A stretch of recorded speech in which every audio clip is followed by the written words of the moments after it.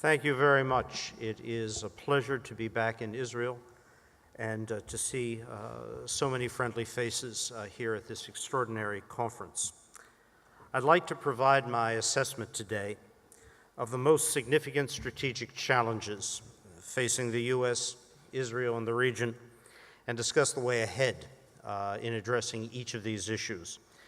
You're all well aware the list of issues, the list of challenges is long, but I'd like to focus on three of what I think we can all agree are the most important issues shaping today's strategic environment. Consistent with the President's foreign policy agenda, we seek to protect the United States and its partners as we advance our interests in the region. Our approach is practical, pragmatic, and principled. We will try to triage the multiple threats that we face and work to address each of them in the best fashion possible as a whole, as opposed to separately.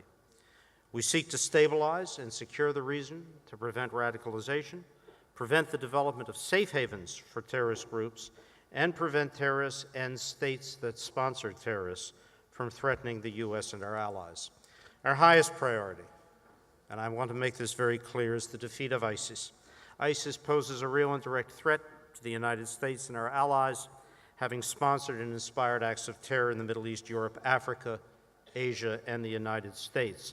Its ability to control territory, borders, raise revenue through hydrocarbon sales, develop an online social media presence that inspires and spreads their hateful ideology and recruits sympathizers to commit acts of terror, all of this have made ISIS a strategic threat unlike any we have seen before.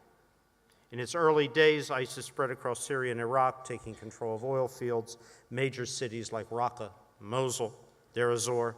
It threatened Baghdad. It committed unspeakable crimes in the name of religion. It posed a clear and present danger to all of our security interests. We weren't alone in that assessment. Across the world, like-minded nations were appalled by the violence espoused and inspired by ISIS. A 74-member international coalition was formed. That coalition, which we lead, has been remarkably successful, fighting by, with, and through our partners on the ground, the Iraqi security forces, including the Kurdish Peshmerga, and the Syrian Democratic Forces in northeast Syria, to drive out ISIS and liberate both civilians and territory. Now, today, as we speak, ISIS stands on the brink of military defeat. Fighting does continue, and the fighting is hard, but coalition-backed efforts have liberated nearly all, about 98%, of the territory previously controlled by this group, and about 7.8 million people previously under their domination are now liberated. With the end of major combat operations against ISIS in Iraq and Syria on the horizon, now comes the daunting task of near-term stabilization. ISIS left massive destruction and devastation in its wake, and our challenge is to make it possible for civilians to return to their homes, for displaced internally and externally from Syria, from Iraqi territory, to come back and to get on with their lives, to rebuild their cities, their homes, their countries. We have to ensure, and this is why stabilization is so critical, that the post-Daesh environment does not produce new instability, new generation of threats by ISIS, Redux, or by other terrorist groups. To that end, we have stated that the United States will maintain a military presence in Syria, focused on ensuring ISIS cannot reemerge, what we call enduring defeat of Daesh. Now, the looming military defeat of ISIS presents the opportunity to deal with other longer-term strategic challenges in Syria. A sustainable, a genuine political solution in Syria, which allows a much greater ability to deal with the strategic challenge posed there by Iran, requires a credible political process based on the UN-sponsored intra-Syrian talks in Geneva, led by the UN Special Envoy Staffan de Mistura. The Secretary of State and I in Paris last week met with our key counterparts to discuss specific ways in which we can support the Geneva process.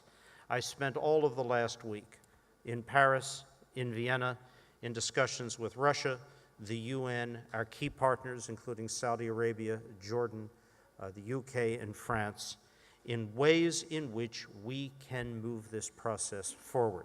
And we also met, all of us, with the Syrian Negotiations Committee, the opposition formed in the recent Riyadh II meeting. I'm pleased to tell you that as a result of our discussions with all parties and the leadership of the United Nations, which I must give credit to, the meeting that took place yesterday and concluded yesterday in Sochi, Russia, did not produce an outcome which threatens a separate track, a new track, a deviation from Geneva, or offer a challenge to the absolute authority of the United Nations, and only the United Nations, to move forward with the establishment in Geneva, the structuring, the composition of a committee to discuss reforms to the Syrian constitution. This was a significant outcome, and was not an outcome that was apparent at all points over the past 3 months. With Sochi complete, with this outcome in hand, we now have to focus on Geneva. The challenges there are significant. Russia has a critical role to play, an ongoing role to play, but so do we all. And we intend to do that in order to bring the Syrian regime to serious negotiations. Now, we believe a stable Syria in any lasting, long-term strategic sense requires new leadership in Damascus. With the departure of this regime, who have inflicted such suffering, such death, have used chemical weapons against their own people. But that transition, reaching that end state, can only take place as part of a Syrian-led political process, one that allows the whole of the Syrian people, including those displaced by this conflict, to determine their future free from threat, intimidation, and foreign interference. The U.S. and our partners have approached Russia with proposed paths towards this solution. We will remain in close contact with Russia on this because of its significant influence on the Syrian regime. Russia needs to join with the international community to end this conflict, as President Putin agreed last year with President Trump in Da Nang, Vietnam. Russia wants to paint the current state of affairs in Syria, political and military, as a victory. We don't view Assad and his partners' destruction of Syria as any form of victory. Syria, Russia, and Iran want significant reconstruction assistance from the West, from the Arabs, from the outside world. They can't rebuild Syria on their own. But that reconstruction assistance will not come unless and until there is a significant, credible political process underway to settle Syria's future. And that point has been made clear in multiple occasions, including in New York in late September of last year, by the entire Syrian like-minded community. We have no preconditions on this political process. The outcome, we believe, should be the departure of this regime.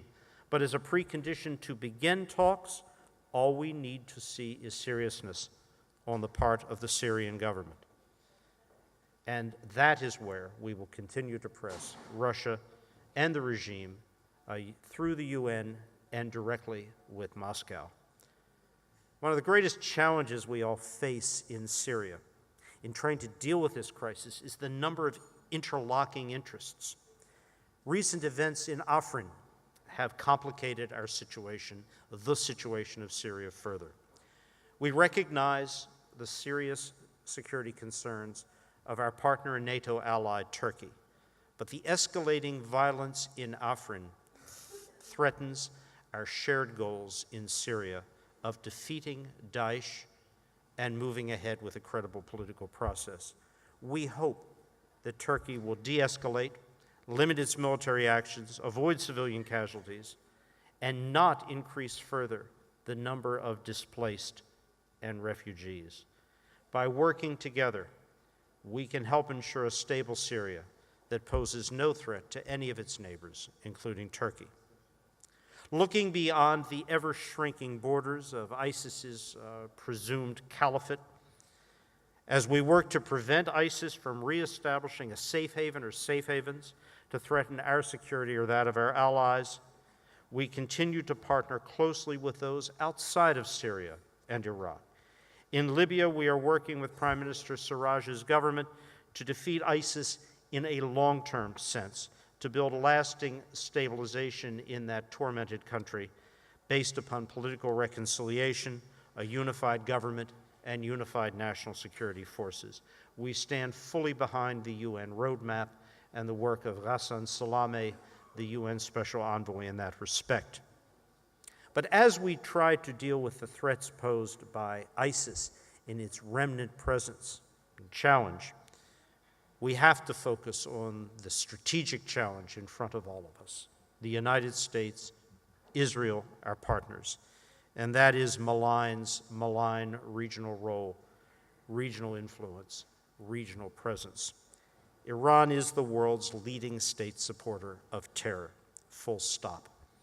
Its support for terrorists and militants throughout the region directly stokes conflict. It upsets the regional balance, violates international agreements, and extends its influence at the expense of all of our security and stability.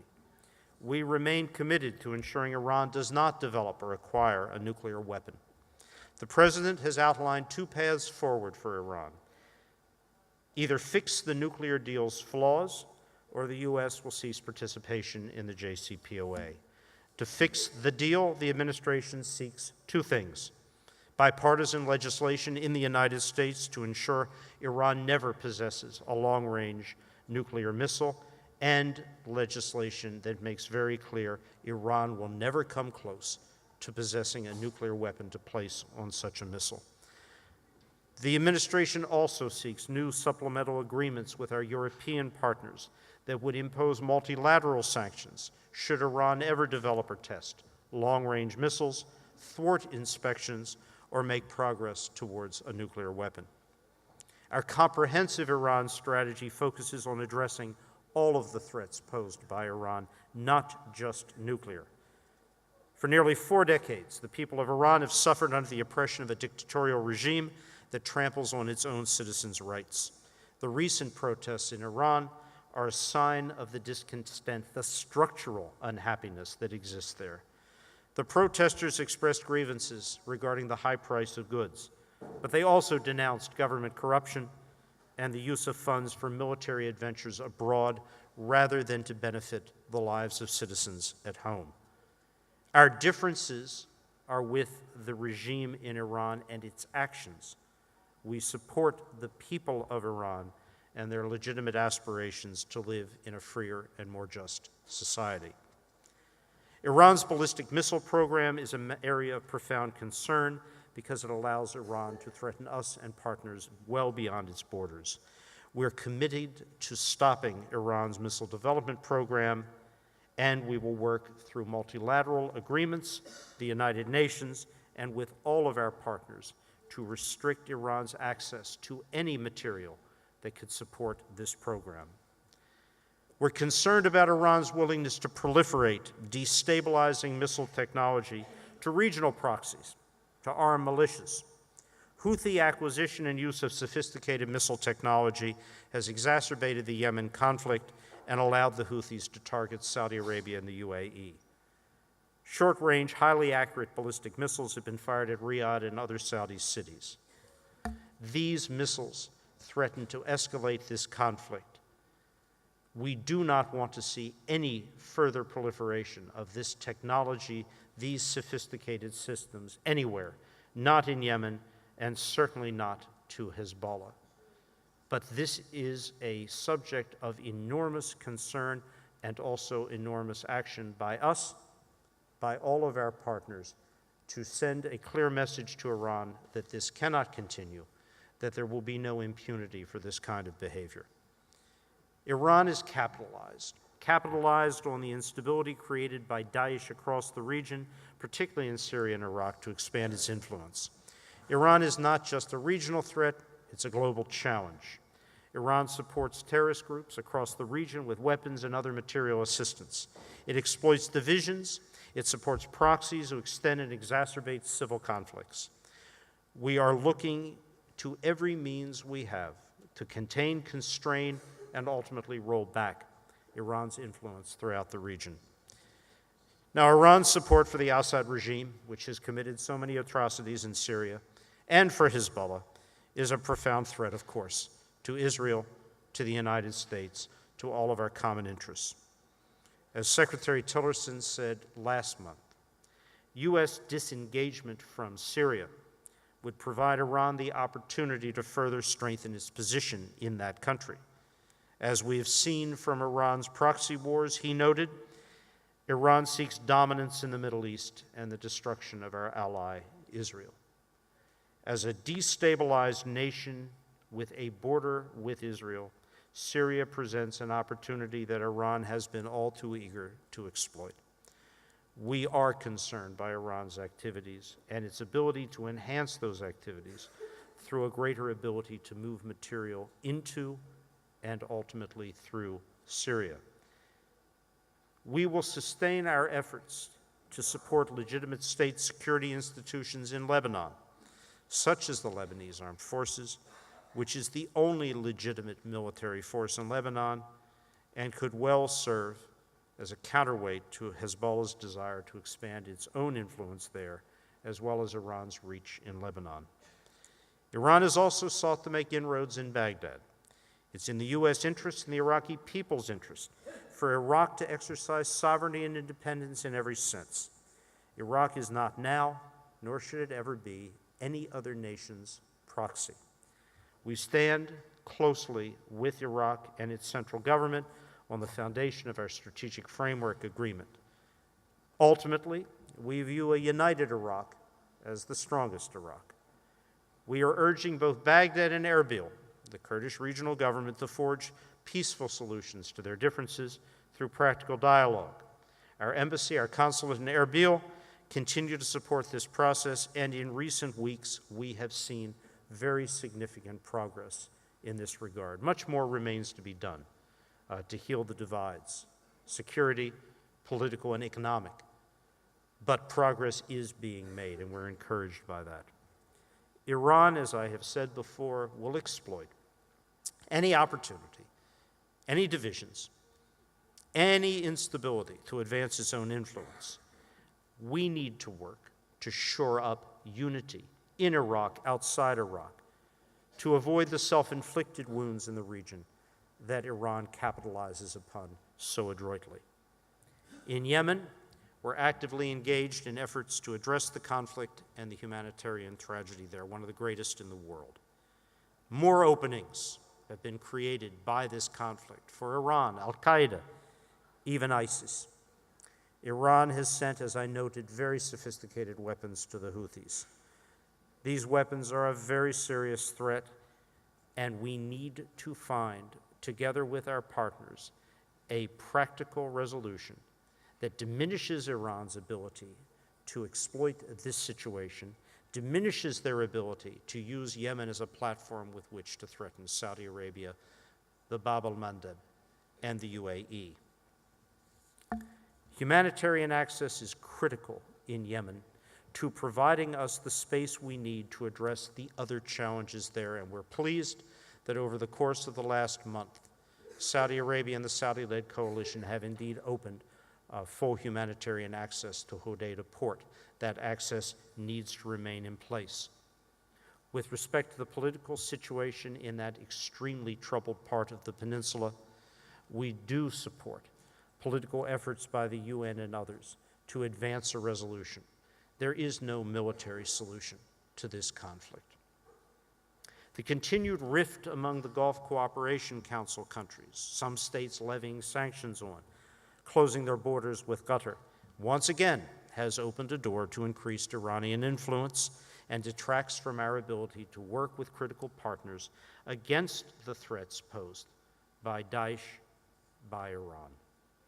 The GCC structure, as is well understood here, is a source of stability. It provides a framework for us with which we can work to organize economic, military, counterterrorism, diplomatic engagements.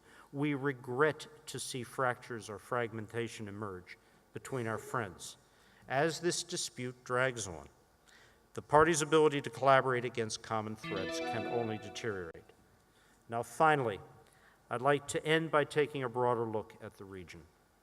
The third challenge we face, the symptoms of decades of dysfunctional political, economic, social systems. Years of neglect from political systems that have served exclusive elites, not the general population, have taken a toll. The demographics of the region are highly challenging. The youth bulge, with which you are all familiar, is a major challenge to regimes and to the international community. Economies need to grow, societies need to be inclusive, political systems need to open up, established elites need to move forward into a very different model of governance. The challenge here is real. The U.S. can only do so much. We offer assistance to partners willing to play a positive role in the region, to make the necessary reforms, to deal with the challenges posed by this sad and heavy inheritance. We see governments across the region, from Tunisia to Algeria to Egypt to Saudi Arabia, trying to grapple with the demographic, social, and economic challenges they face. And we encourage all of them and all countries in the region to move forward with a positive, not negative, inclusive, not exclusive vision for their countries. We can't fix the Middle East alone, but we stand ready to work with all of our partners who have the courage and leadership to address with us the strategic challenges that I've noted. Hope is not a policy, but neither is despair. Thank you all very much.